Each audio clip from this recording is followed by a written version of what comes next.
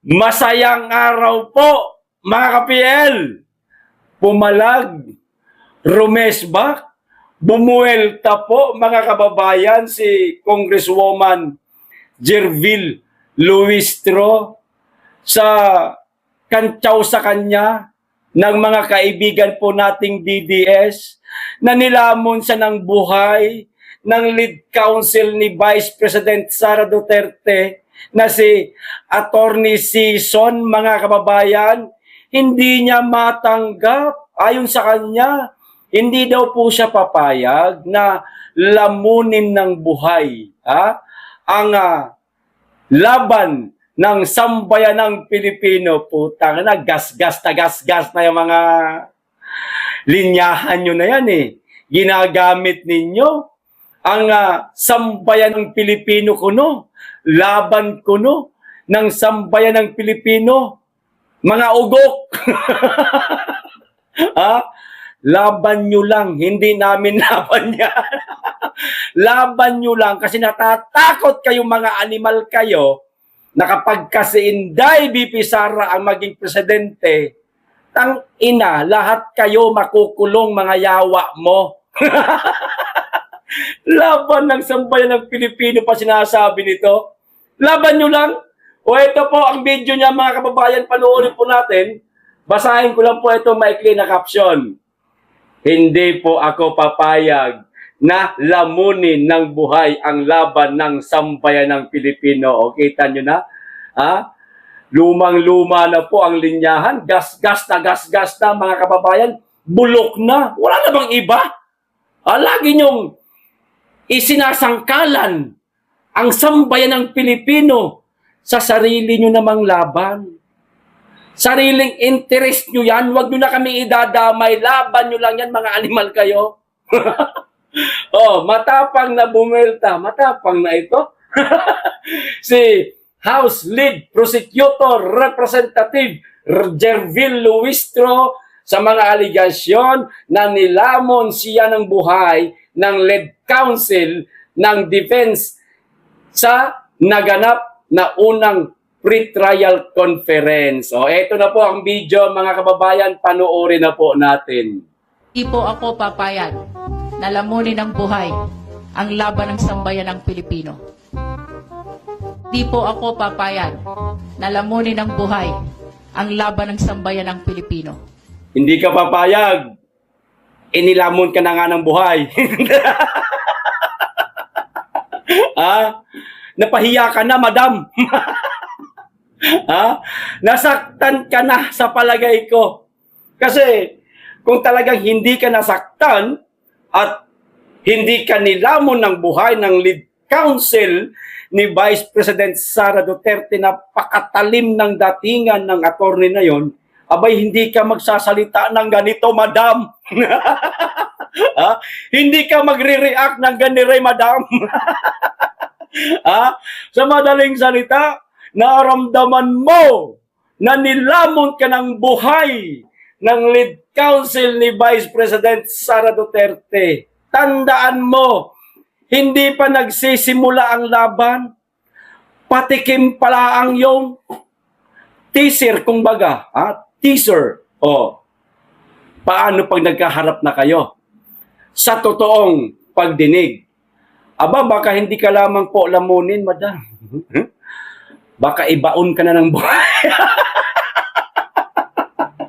Kaya ngayon pa lang, advice ko sa iyo, Madam Luistro, advice ko lang naman, maghanda ka na, magbasa ka na ng napakaraming batas na kaya mo siyang i-debunk, kaya mong depensahan ang inyong ipinaglalaban at hindi laban ng sambayan ng Pilipino para matuto ka. Kasi ang mga abogado ni BP Inday Sara, matagal nang pinaghandaan itong laban na ito. Taon na po ang binilang para sa pagdinig na ito. Napaghandaan na nila lahat maaari ng mga itatanong ninyo, Luistro. kayang-kaya nilang sagutin at ilalampaso kayo. Hindi lamang kayo kainin ng buhay o lamunin ng buhay, kundi ibabaon kayo ng buhay. Ito na mga kababayan, ang sinasabi ni BP Inday Sara na bloodbath pagdating sa araw ng pagdinig sa kanyang impeachment. Ito na. At malapit na po maganap mga kababayan kung di ako nagkakamali. Sa susunod na linggo na, magaganap na ang bloodbath mga kababayan. Luistro, tandaan namin itong sinasabi mo ha, na ang sabi mo hindi mo hahayaan na lamunin kayo ng buhay. Dinamay mo pang sambayan ng Pilipino. O sige, sabihin natin kunwari, laban ng sambayan ng Pilipino.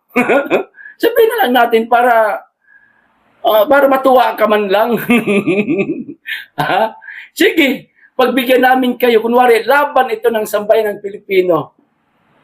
Paano kung sa araw na yaon, sa mismong pagdinig na? Kung sampal-sampalin ka ng mga bibitawang banat ng lead counsel ni BP Inday Sara na nakabatay sa saligang batas. Hindi lang lamon ng buhay ang mangyayari sa inyo, kundi maililibing kayo ng buhay, madam. Humanda ka ha, tatandaan namin to.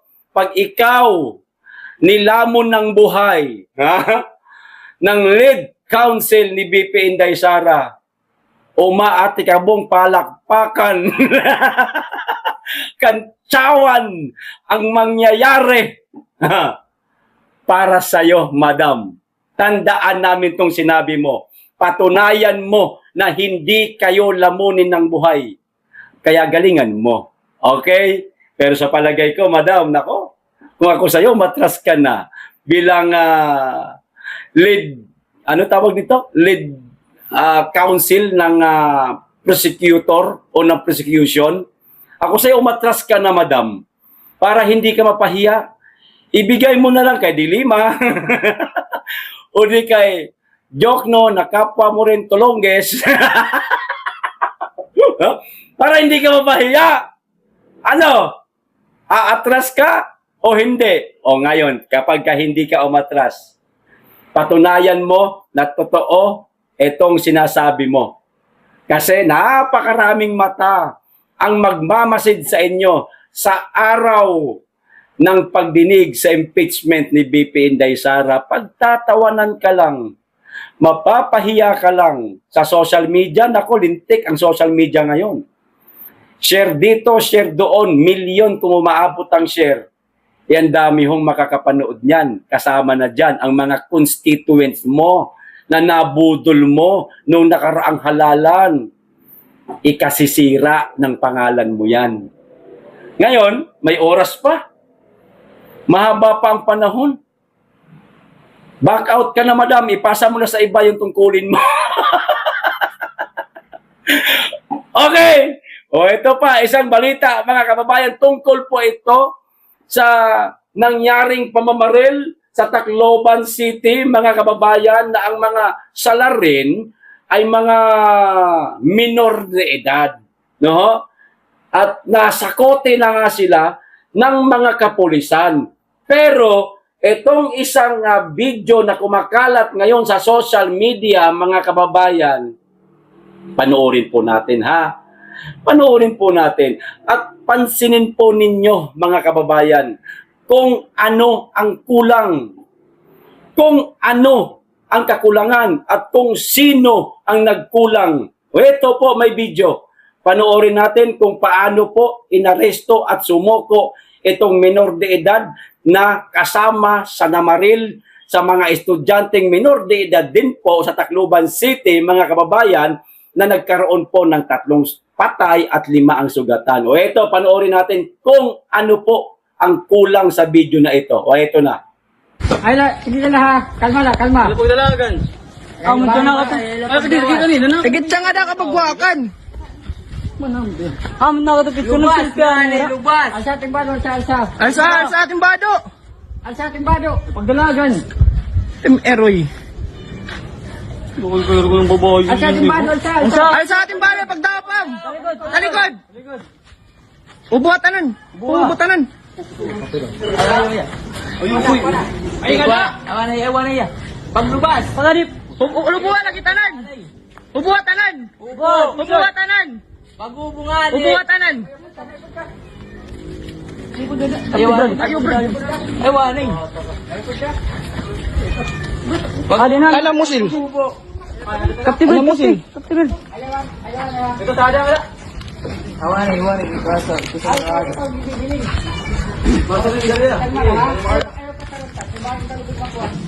Ere pag-ubuhatanan! Buboto po niyo.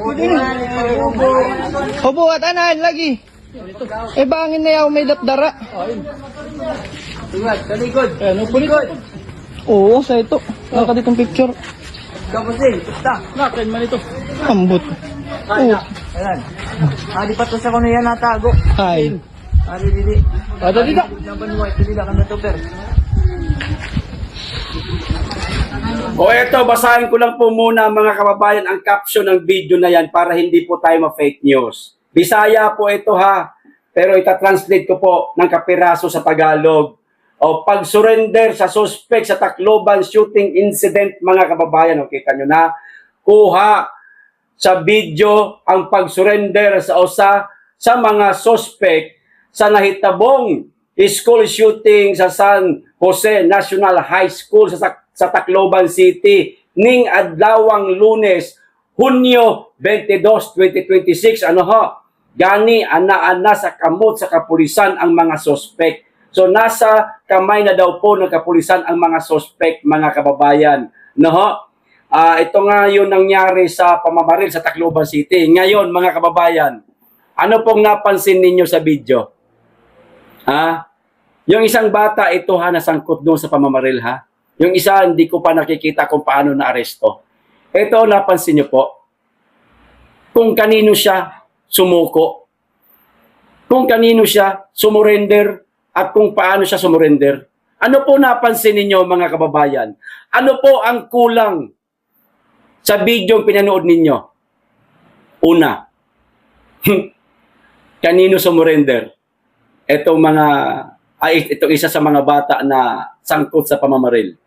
Sa kapwa din po mga bata, kita niyo naman po siguro sa video, ang bata pa po ng mga pinagsukuan niya. Yung mga kumukuha ng video, mga kapwa niya rin po bata, ang tanong, pangalawa, ang tanong, wala bang pulis tong lugar na to? Ha? Bakit sa kapwa niya sibilyan sumuko? Gayong delikado ho ito mga kababayan, maaaring mayroon pa siyang dalang armas. Buti na lamang po at wala na. Papaano kung mayroong dalang armas at nag-amok ulit itong bata na ito, nanabla, ika nga. Total, makukulong na rin lang. Nanabla pa uli. Di, nadagdagan pa ang mga sugatan o baka mayroon pa ulit mabawian ng buhay. Walang pulis mga kababayan. Sa mismong video na pinanood po natin, may pulis ba kayo nakita? Wala. Maaaring sumurrender to sa mga kapitbahay nila. Nakita nyo naman, parang ang babata pa po ng mga nagpasuko sa kanya. Tsaka idinala siguro ito sa istasyon ng kapulisan. Wala. Ang tanong ko, kulang ba ang pulis sa lugar na yan? Ano nangyari? Nagtatamad-tamadan lang ba ang ating mga kapulisan o sadyang kulang lamang kayo sa kapulisan?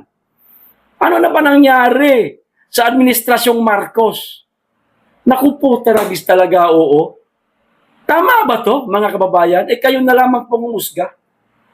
Nakita niyo naman po Di po ba? O ito pa, isang balita. Nagtataka kasi po ang karamihan, mga kababayan, kung kanino daw galing ang armas ng mga batang ito na ginamit sa kanilang pamamaril. O eto ho ang balita, mga kababayan, na kung magugulat ho kayo, para bagang Pinabayaan lang po ito eh. Para lang, Para lang silang dumampot ng laruan, mga kababayan, at dinala, binitbit, para makapamaril o makapaghigante, mga kababayan, sa mga batang di umano'y nambuli sa dalawang batang ito. O ito ho, mga kababayan, saan galing ang baril na ginamit? O ito, natukoy na ng Philippine National Police kung kanino nakarehistro ang dalawang baril na ginamit ng dalawang minor de edad sa pamamaril sa San Jose National High School, Tacloban City, na ikinasawi ng 3 estudyante at ikinasugat ng 7 pala, akala ko 5, 7 pa nitong Lunes ng umaga, Hunyo 22. Ayon sa investigasyon, ang 9mm Glock ay service firearms ng isang babaeng pulis. Naku po, na nakatalaga sa PRO 8, habang ang 38 caliber revolver naman ay pag-aari ng isang private security agency sa Cebu. Naku, madadamay kayo dito. Patuloy na iniimbestigahan ng mga otoridad kung paano napunta ang mga baril sa mga minor de edad at kung may iba pang sangkot sa insidente na sa kustodiya na ng pulisya ang dalawang sospek, mga kababayan. Ang isa, mga kababayan, ay sa isang babaeng police officer po, mga kababayan. Masasabi ba natin kapabayaan? Merong nangyaring kapabayaan? Maaari po, mga kababayan. No? At ang isa naman daw na baril ay sa isang security agency firearms, mga kababayan. Paano po napunta sa kamay nila? Di ba? Nakakalungkot, mga kababayan. Nakakalungkot na balita ng ating mga kabataan ngayon. Imbis na magsipag-aral lang maayos para sa kanilang magandang kinabukasan, ganito ang nangyari sa kanilang buhay, ganito po ang nagawa nila sa mura po lamang nilang edad. Kulang yata ito, mga kababayan, sa pagdidisiplina sa magulang o meron talagang nangyaring kapabayaan. Ang dahilan, bakit namaril etong dalawang kabataan na ito? O ito po ang dahilan, mga kababayan. Tinawag na mukhang titi. Ang gupit estudyante na maril sa Tacloban School, mga kababayan. Kita nyo na, tinawag lamang daw po na mukhang titi ang gupit. Estudyante na maril sa Tacloban City. Kayo din naman kasing mga estudyante kayo. Kung ano man ang nakikita ninyong hindi magandang anyo ng inyong kapwa mag-aaral, mga anak, huwag nyo namang pansinin. Huwag po kayo mambuli. Huwag po kayo mang-asar. Para hindi po humantong sa kagaya nito. Kita nyo, ano nangyari? Dahil sa pagiging bully ninyo, di nakatikim kayo. Di ba? Huwag kasing mambuli. Hindi ba kayo naturuan ng inyong mga magulang na igalang ang kapwa-tao?